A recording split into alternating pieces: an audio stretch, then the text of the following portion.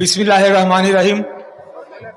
বাংলাদেশ জাতীয়তাবাদী দল কর্তৃক ঘোষিত ৩১ দফার রাষ্ট্র মেরামত ও পুনর্গঠন কর্মসূচির কর্মশালার ঢাকা মহানগর দক্ষিণ বিএনপির আজকের এই উদ্বোধনী অনুষ্ঠানে কদমতলী থানার কর্তৃক আয়োজিত এই অনুষ্ঠানে উপস্থিত রয়েছেন ঢাকা মহানগর দক্ষিণ বিএনপির সংগ্রামী আহ্বায়ক, সভার সভাপতি জনাব রফিকুল আলম মজনু।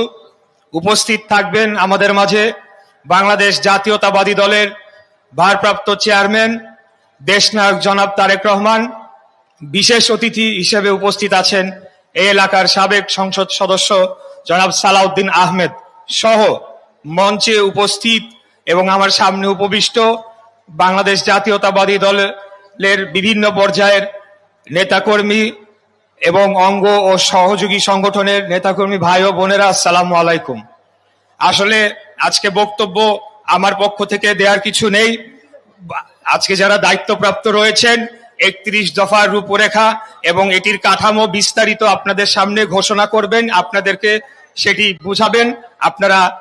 আপনাদেরকে অনুরোধ জানাবো আপনারা মনোযোগ দিয়ে বিষয়গুলা শুনবেন, কারণ একজন রাজনৈতিক কর্মী হিসাবে আমাদেরকে আগামী দিনে আমাদের দল কি করতে যাচ্ছে, কিভাবে রাষ্ট্রকে পুনর্গঠন করতে যাচ্ছে, খুনি স্বৈরাচারী ফ্যাসিস্ট আওয়ামী লীগ, খুনি হাসিনা যেভাবে বাংলাদেশকে ধ্বংস করে রেখে গিয়েছে, সেখান থেকে রাষ্ট্রকে উত্তরণ ঘটিয়ে কিভাবে রাষ্ট্রকে বিনির্মাণ করতে যাচ্ছে, এটি রাজনৈতিক কর্মী হিসেবে জানা প্রত্যেকটি দফা আমাদের অত্যন্ত প্রয়োজন। কারণ আগামীতে আমাদের জাতীয় নির্বাচনে এই বিষয়গুলো জনগণের মাঝে ঘরে ঘরে গিয়ে উপস্থাপন করতে হবে। তো আমি সবাইকে ধন্যবাদ জানাতে চাই যে আজকে এত সুন্দর একটি অনুষ্ঠান আয়োজন করেছেন এবং আমাকে ওইখানে আমন্ত্রণ জানিয়েছেন। ইনশাল্লাহ আমার বিশ্বাস আগামী দিনে দেশনায়ক জনাব তারেক রহমানের নেতৃত্বে আমরা বাংলাদেশ জাতীয়তাবাদী দল বিপুল ভোটে জয়লাভ করে আগামীতে রাষ্ট্র ক্ষমতায় যাবে ইনশাল্লাহ, এবং সেখান থেকে রাষ্ট্র মেরামতের যে ৩১ দফা, রাষ্ট্র পুনর্গঠনের যে ৩১ দফা, সেটিকে আমরা বাস্তবায়ন করব এবং বাংলাদেশকে এই দক্ষিণ পূর্ব এশিয়ার একটি অন্যতম শক্তিশালী এবং উন্নত রাষ্ট্রে পরিণত করার লক্ষ্যে আমরা নিরলস পরিশ্রম করে যাব। এই বলে আমি আজকে আমার বক্তব্য শেষ করছি। আমার বক্তব্যের শেষে আমি আজকে যেহেতু ভাষার মাস, 1952 সালে ভাষা আন্দোলন করতে গিয়ে যারা শহীদ হয়েছেন তাদের আত্মার মাগফিরাত কামনা করছি।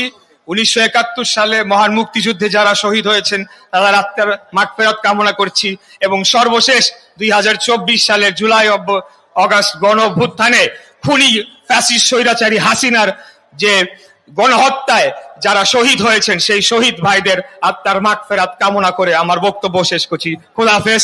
বাংলাদেশ জিন্দাবাদ, বাংলাদেশ জাতীয়তাবাদী দল জিন্দাবাদ, শহীদ রাষ্ট্রপতি জিয়াউর রহমান অমর হোক, দেশনেত্রী বেগম খালেদা জিয়া জিন্দাবাদ, আমাদের প্রাণপ্রিয় নেতা আগামীর প্রধানমন্ত্রী ইনশাআল্লাহ দেশনায়ক জনাব তারেক রহমান জিন্দাবাদ।